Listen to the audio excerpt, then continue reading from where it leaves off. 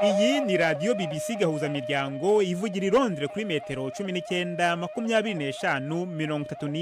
31 no ku mirongo ya FM mu karere k'ibiyaga bigari no kuri internet kuri bbcgahuza.com.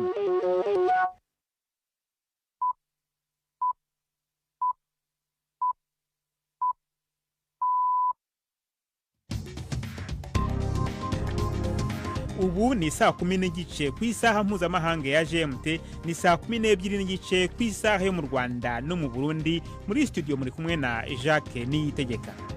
Izi ni ingingo z'ingenzi zigize aya makuru. Imiryango iharanira uburenganzira bwa muntu yishimiye itegeko rishya mu Rwanda ririmo ingingo igamije kugabanya inda z'abakobwa b'ingimbi bafite imyaka kuva kuri 15 kubona uburyo bwo kuringaniza imbyaro. Twari twabisabye ko twabonaga harimo arengane ndetse n'ibibazo byinshi byari byugarije abana bari munsi y'imyaka 18. Dusaba yuko rero iryo tegeko ryavugururwa cyangwa se dusaba yuko abo bana bahabwa uburenganzira bwo kuba bafata imiti yo kuboneza urubyaro periderandeni. Turajya no mu Bubiligi kumva ko abarundi n'abanyarwanda babayo babasha kubona ku buryo bworoshye ibyo kurya bikomoka mu bihugu byabo. Turumva nuko amakipe ahagaze mu irushanwa ry'umupira w'amaguru ry'igikombe cya Afrika rizwi nka CHAN rihuza abakinnyi bakina muri za championnat z'imbere mu bihugu bya Afrika. Tubafiye kandi n'ikiganiro cy'abagore muri uyu mwezi gaze muri amakuru yo kuri uyu wa gatatu turi ku itariki ya 6 z'ukwezi kwa 8.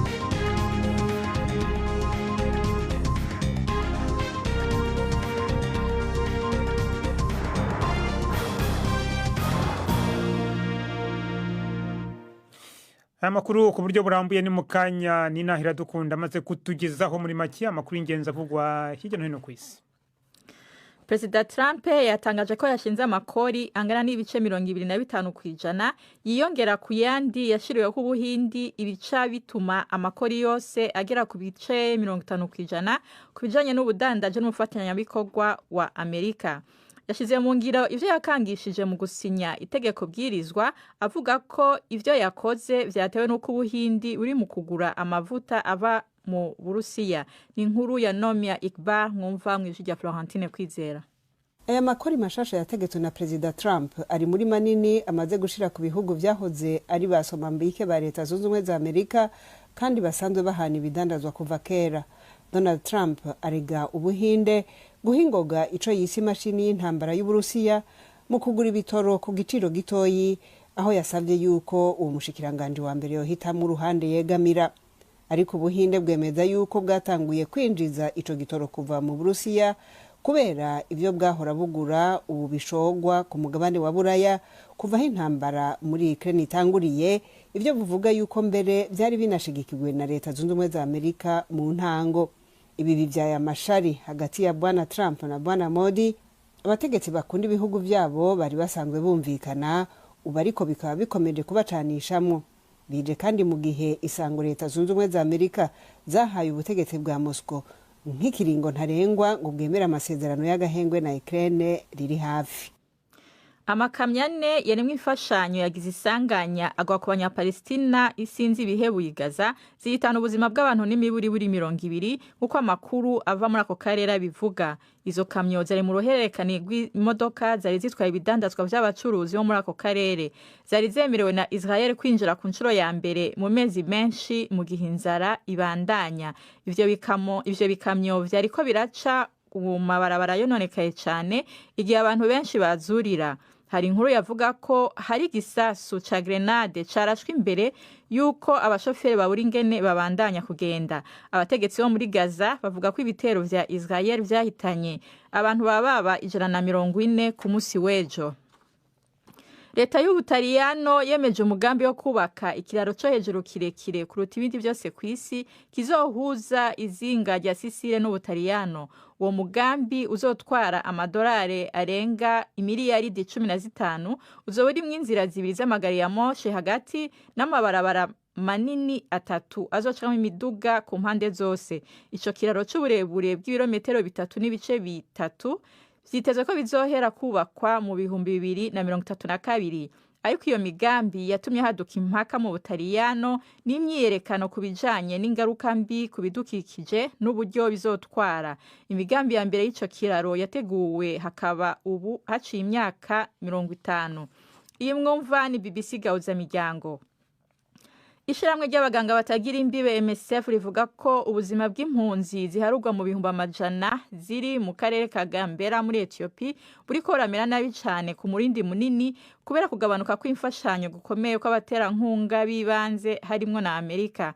MSF ivuga ko abana batoya bagira ku bihumbi 80 benshi muri bo ari abanyasudani y'Epfo bari mu kaga k'inzara ishobora gutuma bapfa. Ni inkuru ya Wirose mwumva mwijwi rya Siriake Muhawe nayo. Mu kiringo kirenga imyaka 10 ikambi ya Gambera iri mu burengero bwa Ethiopia ihaye indaro impunzi zababa ibihumbi amajana 4 benshi muri bo bahunze intambara zibera ku rubibe rwa Sudani y'Epfo. Ijamwe ry'abaganga batagira imbibe MSF rivuga ko ubu hari inzu nyinshi zigaragara muri iyo kambi kubera amashirahamwe yahoze abaha imfashanyo z'ibanze yakuye meza kubera igabanuka ry'izo mfashanyo. MSF iramaze kubona ko igitigiri c'abana bato bafite ingwara z'imirire mibi ciyongereye mu bigo vyayo. Oni ivuga ko hirya no hino ku isi abagore n'abana bariko baragirwa ko ingaruka n'iryo gabanuka ry'imfashanyo. Ingabo z'Ubuhindi zivuga ko zikoresha imbwa, indege zitajamwe abadereva n'amamashini akomeye kugira zirondera abantu bapfuye n'ababuriwe irengero benshi inyuma y'imyuzure yateye giturumbuka mu ntara ya Uttarakhand iri mu buraruko. Indege za helikoptere z'igisirikare ziriko zirarokora ababuze aho baca, zikaba ziriko ziranatanga imfashanyo. Imvura nyinshi cyane yatumye ibikorwa byo kurondera no gutabara abantu bibangamirwa mu gisagara ca Darari gihurumbirwa cyane n'ingenzi kiri mu misozi ya Himalaya cibatsiwe n'imifunda y'ivyondo n'amazi kuwa kabiri. Ingabo ziguma ziriko zirafasha guhungisha abantu bava mu mihana yabo kuko inzuzi nini zo muri Uttarakhand zigiteje akaga ku rwego rwo hejuru. Leta muri Ghana ivuga ko abashikiranganje b'ukwivuna abansi n'ibidukikije bapfiriye mu mpanuka y'indege ya gisirikare. Mbere yaho ingabo zari zavuze ko ubuhinga bwa radare n'iyo ndege bwahagaze mu karere k'amajepfo ya Ashanti. Umuyobozi mwishikira mu biro vya President John Mahama yavuze ko Edward Oman Bohama na Ibrahim Murtala Mohamed bari mu bantu 8 bari muri iyo ndege harimo abategetsi bo hejuru mu gihugu n'abakozi bo mu ndege. Nta numwe yarokotse. Jacques Urakoze Nina Iradukunda.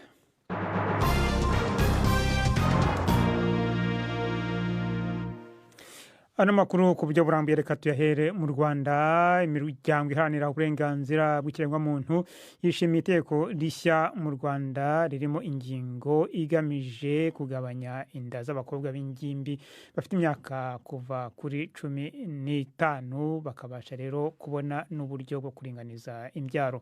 Ejo bundi kuwa mbere abadepite batoye umushinga w'itegeko rigabanya imyaka yemewe yo kubona uburyo bwo kuboneza urubyaro ku bana batabanje kubiherwa uruhu n'ababyeyi. Minisiteri y'ubuzima mu Rwanda yavuze ko imyaka ntarengwa ya 18 yari iriho itatumye inda zitateganijwe zigabanuka kuri abo bana ngo ku buryo umwaka ushize zarengaga ibihumbi 20. Mu kanya kashize navuganye na Vestine Umulisa umukuru w'ishyirahamwe Great Lakes Initiative for Human Rights and Development GLID ryahirimbanye kugira ngo inteko nshingamategeko ihindure iryo tegeko. Twari twabisabye ko twabonaga harimo arengane ndetse n'ibibazo byinshi byari byugarije abana bari munsi y'imyaka 18. Dusaba yuko rero iryo tegeko ryavugururwa cyangwa se dusaba yuko abo bana bahabwa uburenganzira bwo kuba bafata imiti yo kuboneza urubyaro periderandum. Ubwo impamvu wenda ya mbere twayisabye duhereye kuri research twigeze gukora aho twari dufite ikibazo cy'abana b'abakobwa baterwa amara bari munsi y'imyaka y'ubukure bagatinda kubona uburenganzira bwabo bitewe n'itegeko ryacu ritari rimeze neza. Penal code yari iriho icyo gihe ariko 2018 baje kuvugurura itegeko. Penal code barayivuguruye nayo dukora advocacy ku bijyanye n'itegeko ryabasabaga ko niba wifuza gukuramo inda uri munsi y'imyaka y'ubukure bisaba kujya mu rukiko gusaba yuko cyoga iyo court order yaratindaga dukora advocacy dusaba yuko iyo court order yavaho twashingiye ku masezerano nyafurika ahana uburenganzira bw'umugore ku ngingo yayo ya 14. hari abafite impungenge kubera ko umwana w'imyaka 15 n'ubundi ntiyemerewe gukora no gukoreshwa imibonano mpuzabitsina mu rwego rw'amategeko mu Rwanda. None kumwemerera kuba yagenda akagura nk'agakingirizo, ibyo kuri imwe mubona bidahushanye? Umwana uri under age koko ntabwo yemerewe gukora sex, ariko mu by'ukuri tugiye realite tutanirengagije ukuri, umwana uri munsi y'imyaka 18 akora sex. Impamvu mvuga ko akora sex ni uko uyu munsi dufite raporo cyangwa se ubushakashatsi bugaragaza abo bana bari munsi y'imyaka 18 batewe amada barenga 18,000. Hari raporo ya Mije Profe, hari raporo ya Crado, hari raporo ya Haguruka, ndetse natwara ubushakashatsi twakoze ku bijyanye na abortion, kandi bwaje bugaragaza nanone abo bana bari munsi y'imyaka 18. Ari muri urwo rwego wenda nkomeje nshingiye kuri izo raporo zose twakoze tugaragaza ihohoterwa abana bakorerwa, tuza gusanga wenda kufata family planning cyangwa se kuboneza urubyaro cyaba kimwe mu gisubizo cyo gukumira izo inda z'abana bari munsi y'imyaka 18. Iki cyuko abo bana b'imyaka 15 mu gihe bari mu guhabwa iyo miti ababyeyi babo batagomba kubimenya, byo mwumva atari ingorane kandi aribo baba bagomba gukomeza kubitaho mu gihe bakiri munsi y'imyaka 18? Ntabwo ari ingorane kuko igikorwa agiye gukora baragikora ari babiri gusa. Sinzi ko hari umwana ushobora guhaguruka akabwira mama we ati mama mperekeza njye kugurira kapota hana hamboneza urubyaro. Nta mwana wabikora. Igikorwa gikorwa n'abantu babiri. Reka tugihereze mu bantu babiri bombi ababyeyi bavemo, kuko biragaragara yuko ababyeyi turabahisha cyangwa se abana bahisha ababyeyi ibibakorerwa. Niba ari ukutaganirizwa, niyo wanaganiriza umwana yakeneye sexe, ntabwo umwana ashobora kukwemerera. Azakumva n'ugutwi kumwe, ariko ukundi gutwi atega amatwi wa muhungu ugiye kumukoresha imibonano mpuzabitsina. Vestina Umulisa, umukuru w'ishyirahamwe GRID, twashatse no kumenya icyo abadashyigikiye iyi ngingo babivugaho, maze mvugana na Depite Christine Mukabunani utaratoye iryo tegeko. Mbere ntabwo ari itegeko ryose, rero yari yategeko ririmo ingingo 110 ngira ngo harimo mbese ibintu byinshi. Ntabwo rero byose ariko ngewe ntemeranya nabyo, ahubwo iyo ngingo irebana no guha abana b'imyaka guhera kuri 15 kubaha iyo miti ibabuza gusama niyo nanze. Impamvu rero nayanze, hari impamvu nyinshi. Hari umuntu w'imyaka 15 aba akiri umwana muto pe, ku buryo kwifatira icyemezo biba icyo cyemezo afashe ashobora kuzakicuza amaze gukura. Atagize rero guidance y'abakuru y'ababyeyi yazibafiteho twamumariye, kubera ko aba yafashe icyemezo akiri mutoya adafite capacity yo kuba yatekereza bihagije. Ikindi cya kabiri, iriya miti igira ingaruka buriya no ku bantu bakuru. Navuga rero ingaruka ziza ku bantu bakuru, umwana ukiri mu myaka 15 agatangirana n'ibyo bibazo by'imiti bizarangira bite? Azajya gukura umubiri we warangiritse, byamuziramo n'ubugumba n'ibindi byose. Hanyuma ikindi, iyo uravye amategeko ntabwo umwana w'imyaka 15 yemerewe kuba yakora imibonano mpuzabitsina. N'uyimukoresheje baramuhana. Ariko ngaha iyo mubwiye ngo turaguha imiti kurinda gusama, ni ukuvuga ngo umwemereye none ugenda uyikore, umura ntabwo uzasama. Imiti leta irayikwemereye. Urumva aho ngaha ni ikibazo. None ikibazo cy'abana batwara inda bari munsi y'imyaka 18, icyo mwe musanga cyakemurwa gute? Icyo rwose turemera ko icyo kibazo kirahari pe, cy'abana batwara inda ari batoya. Ariko ntabwo cyakemurwa n'uko bahabwa iriya miti. Ubwo n'ubundi rega nta nubwo n'ubundi byari bibujije ko bayifata. Ubundi se ntibagenda bakayifata ko banga se n'ubundi bagasama. Muri farumasi iragurwa, yewe simpamya no kuri centre de santé ariko bajya kuyifata bakayibima. Abenshi ngewe nzi abana benshi rwose bari bafite udupira mu maboko iki, urumva kwa muganga n'ubundi babibahaga. Ariko n'ubundi umubare warazamuka. Rero mbona igisubizo cyabaho nuko sosiyete yakongera igafata inshingano yo kwigisha abana imyitwarire ikwiye. ariko n'ibihano bigakazwa ku bantu babasambanya bakabatera izo nda. naho ubundi kubaha imiti ntabwo bizakemura ikibazo, ntibizabarinda indwara zandurira mu mibonano mpuzabitsina nka za sida n'izindi. Ndetse hari impamvu nyinshi pe ngewe ntemeranwa n'iriya ngingo yo kubaha imiti, kandi narazisobanuye bihagije. Abashyigikiye rino tegeko kandi nabo bavuga ko rizagabanya ikibazo cy'abana bavanamo inda mu buryo butemewe n'amategeko, n'ikibazo cy'abana b'abakobwa bata ishuri kubera guterwa izo nda. Nonese ko n'ubundi bazarita kubera yuko barwaye za sida n'ibindi. Ariko ikindi kirimo gikomeye ahubwo ndetse harimo yuko umubyeyi agomba kuba atabizi.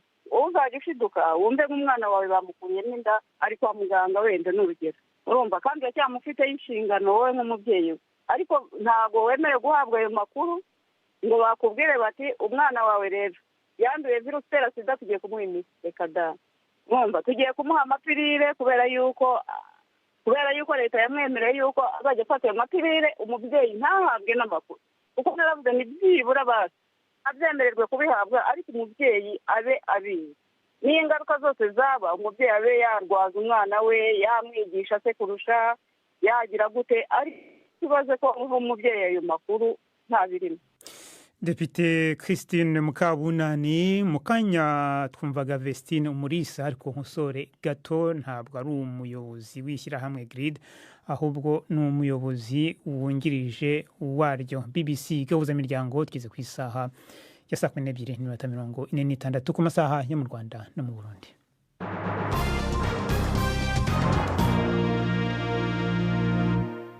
Dukomereze mu Bubiligi, aho abarundi n'abanyarwanda bahaba basigaye baronka byoroshye indya zamuka mu bihugu byabo nk'indagara, amafu, amavuta, inyama n'imboga n'ibindi.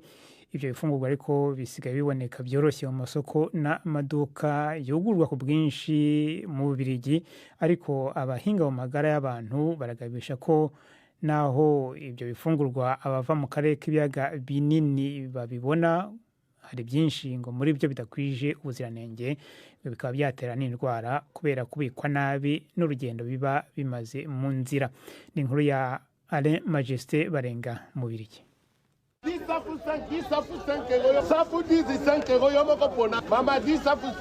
Iyo ni imwe mu masoko ari hagati mu muji wa Buruseli azwi ku izina rya Clemenceau, aho bamwe mu badandaza ariko badandaza intore zivuye mu gihugu ca Repubulika ya Demokarasi ya Kongo. Mu hadugurira benshi baje gusuma mu mpera z'indwi. Abarundi n'abanyarwanda bari mu ba mbere, aho hari n'abavuye mu bindi bisagara by'Ububirigi kuza gusuma indya zamuka muri Afrika. Ziguriye cyane kino gihe mu bisagara bitandukanye by'Ububirigi, ahaboneka amaduka yuguruwe n'abarundi n'abanyarwanda, ayandi yugwa n'abahindi n'abava muri Pakistani. Yamara ukoresheje ijisho hari n'ibiriko birakaba, naho abaguzi bisa naho ko ataco bibatwaye. Radisirasi w'imyaka 52 amaze imyaka 28 aba mu Bubiligi, tumusanze muri mwe mwiduka aje kugura ubuswage buvuye i Burundi n'utudagara. Avuga ko bibahimbara cyane. Tuje mu maduka ari mu indya z'abanyafrika kugira turonke indya z'iwacu, urakajumbu, imyumbati, utudagara twawacu, agafuki wacu, akarobe, eka n'ibindi byinshi. Turaneronka n'ubuyi bw'abana, bikadukumbutsa rero iwacu. Turabikunda cyane kuko nizo ndya zadukundiye. Yamara abahinga mu magara y'abantu bavuga ko ivyo biribwa naho vyiherezwa ku bwinshi ingaruka zo zitabuze. Kome Konakuze n'umuhinga w'ishiramwe mpuzamakungu ry'amagara y'abantu OMS, mu kigo ariko kugira yasanze ivyo biribwa bibikwa nabi.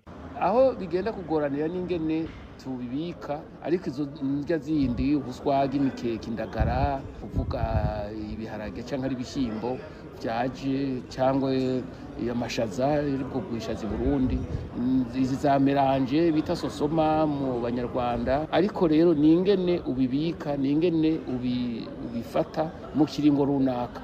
Ugomba kubibika ahantu hameze gute, n'ahantu muri frigo canke se muri frigo, none haba hari kuri dogere zingahe. Avuga ko n'indwara zimaze kwibonekeza cyane cyane mu Burundi no mu Banyarwanda. Bitera ingaruka nyinshi ugiye kuraba ku by'amagara y'abantu. Hariho ibitera indwara za kanseri kubera zigira insecticide bari bashizemo ijya miti, hanyuma n'ingene zigenda zagiye zihindura zigahindura kanovera kubera kubikwa nabi. Hariho n'izi ndwara zo gucibwamwo, zo kuzurinda no kugwara umushishito, igifu mu Kinyarwanda.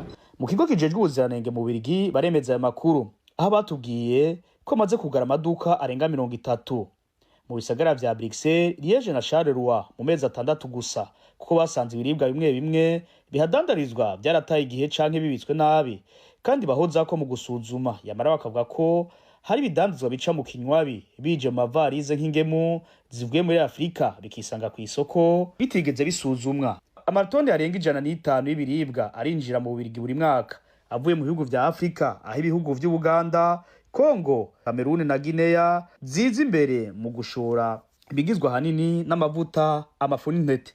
Iburuseli mu Bubiligi, Alain Majesté Barenga. Urakoze Alain Majesté Barenga. Reka noneho tujye mu mikino. Ku murongo wa telefone ndi kumwe na Yves Bucyana. Turavuga ku mikino yo guhatanira igikombe cya Afrika ku bakinnyi bakina muri za shampiyona z'imbere mu gihugu. Imikino irimo kubera mu bihugu bya Tanzania, Kenya na Uganda. Yves, uyu munsi hateganijwe iyihe mikino iri mu kubera mu kihe gihugu? Jacques, uyu munsi hakinwe imikino yo mu itsinda rya kabiri, riri gukinira Dar es Salaam muri Tanzania. Umukino urangiye mu kanya wahuzaga Burkina Faso na Madagascar. Umukino ukaba urangiye Burkina Faso ipfunyikiye Madagascar ibitego 4 ku gitego kimwe. Nkosore gato, si Madagascar, ni Centrafrica, Repubulika ya Centrafrica itsinzwe 4-1. Harakurikiraho rero umukino uhuza Tanzania n'ikipe ya Mauritania. Tanzania irahabwa amahirwe cyane yo gutsinda uyu mukino nk'ikipe iri mu rugo, kandi ikipe ikinana ishyaka ry'intego z'amafaranga yashyiriweho na Perezida Samia Suluhu Hassan, kuko umukino wa mbere bawutsinda bahawe ibihumbi 23 byose by'amadolari. Ku munsi w'ejo rero imikino izakomereza muri ejo. Imikino izakomereza mu gihugu cya Kenya mu itsinda rya mbere, ikazabera i Nairobi. Repubulika ya Demokarasi ya Kongo izahura na Zambia. Amakipe yombi nta nota afite kuko yatsinzwe umukino wayo wa mbere. Nyuma y'uwo mukino Angola nayo idafite inota na rimwe ikazahura na Kenya ifite amanota 3 nyuma yo gutsinda umukino wa mbere. Ikipe ya Congo Brazzaville yo ikaba yari yanganyije na Sudan igitego 1-1. Nyuma yuko buri kipe imaze gukina umukino wa mbere, ni bande bahaga amahirwe yo kuba bakomeza mu cyiciro gikurikira? Hari amakipe amaze kwibikaho amanota 3 Jacques, ayo ashigaje gutsinda urebye umukino umwe cyangwa kunganya imikino 2 mu mikino isigaye. Harimo Tanzania na Kenya zifite amahirwe yuko zikinira n'imbere y'abafana bayo benshi. Hakaza Burkina Faso imaze nayo kwibikaho amanota 3 kuko yatsinze uyu munsi. Hari Algeria, Guinea na Maroc, izo zose zamaze kubona amanota 3. Hanyuma nibukije abatwumva, ku munsi w'ejo imikino yabaye mu itsinda rikinira mu birwa bya Zanzibar. Umukino wari ukomeye cyane wahuje Senegal yatsinze Nigeria igitego 1-0. Uwo mukino ukaba wari wabanjirijwe na Congo Brazzaville, yari yo yashoboye kunganya igitego 1-1. Urakoze Yves Bucyana kuri makuru y'imikino.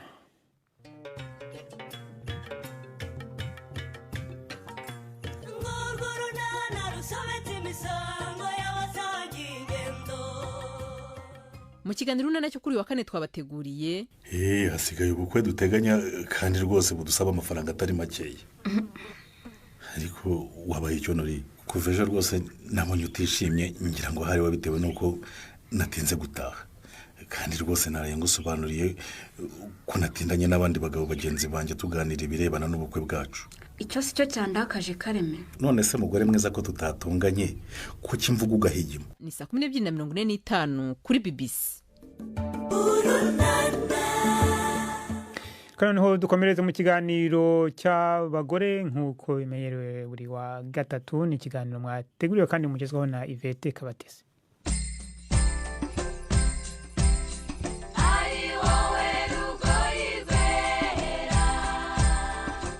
Mwiriweho neza.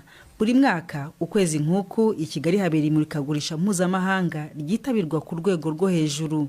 Abagore ni bamwe mu bakunze kugaragara cyane, aho bizera ko bazahavana abazababera abakiriya by'iteka. Muri bo harimo Ingabire Sakina waje kumurika isabuni yo kumesa ikozwe mu mazi mu ruganda rwitwa Dinpic. Dukora ibintu by'amasuku, amasabuni yo kumesa, amasabuni yo muri toilette, mbese ibintu bijyanye n'isuku. Abantu bazi iyi sabuni ya Dinpic niyo muri toilette, nibo rero badukora izi zo kumesa. Bayita Dinpic kesha utavugusa. None se ni bayifurisha intoki cyangwa n'imashini? Ni ukuvuga ngo mu mashini ijyamo, noneho akarusho kayo uratumbika imyenda ukabyuka yimeshe kandi utavugusa. Kesha imyenda 90%, 10 riba risigaye ni iryawo watumbitse. Ese imyenda yakeye ari ikizinga cyavuyemo, ubundi ugakamura ukunyuguza ukanika. Rero ushobora no kuyimesesha n'intoki cyane ntacyo bitwaye. Urabona ifite ubuziranenge S-Mark, kuko ntago bagwa iki kirangantego batabanje gusuzuma ese iyi sabuni umuntu ayikozemo ishobora kumwangiza intoki, ese umuntu yacisha imyenda. Nta kintu na kimwe itwara, ntago ituma intoki zawe zikomera, ntago ituma intoki zawe zishishuka, yujuje ubuziranenge 100%. Hanyuma iyi myenda rero mbona hano niyo mugiye kumesesha iyi sabuni? Iyo urabona tuba twazanye imyenda hano kugira ngo twereke abakiriya bacu uburyo turi gutumbika imyenda igake tutavugusa. Wenda umukiriya ashobora kwinjira aha ngaha wenda nka nimugoroba imyenda yakeye akibaza uburyo imyenda yakeye akavuga mwayishyizemo ari mishya, mwayishyizemo imesha. Rero biba ngombwa ko dufata video kugira ngo tumwereke imbere n'inyuma. Niyo mpamvu tumesera hano, tukemera tukazana ibitunga, amabase, tukaza kumesera hano muri Expo. Ama rero hano ndabona harimo ya icupa rya orange risa n'icunga, harimo n'iry'ubururu, bitandukanirahe? Kuvuga ngo zikora kimwe ariko zitandukanye impumuro. Nk'abana b'impinja ntago babashyira muri parfait ya cyane, twabahitiyemo kubakorera impumuro ituje. Ese abantu bakunda ibintu bipika ntago twabakorera ibintu bipika, ariko zikora kimwe nuko zitandukanye impumuro. Ibyo rero wavuze utakarusho imwenda irimesa kandi itavuguse. Navuga ngo iryo banga se isabuni ikorwa mu ki kugira ngo we warageze kuri ibyo wabikuyeho ubwo buhanga? Urumva nyine hari product dukoresha ituma iyo myenda icya iyo dushyiramo hano. No kuvuga ngo twakoze ubushakashatsi kugira ngo igereho ijya ku isoko yemerwe. Byagutwaye igihe kingana gute?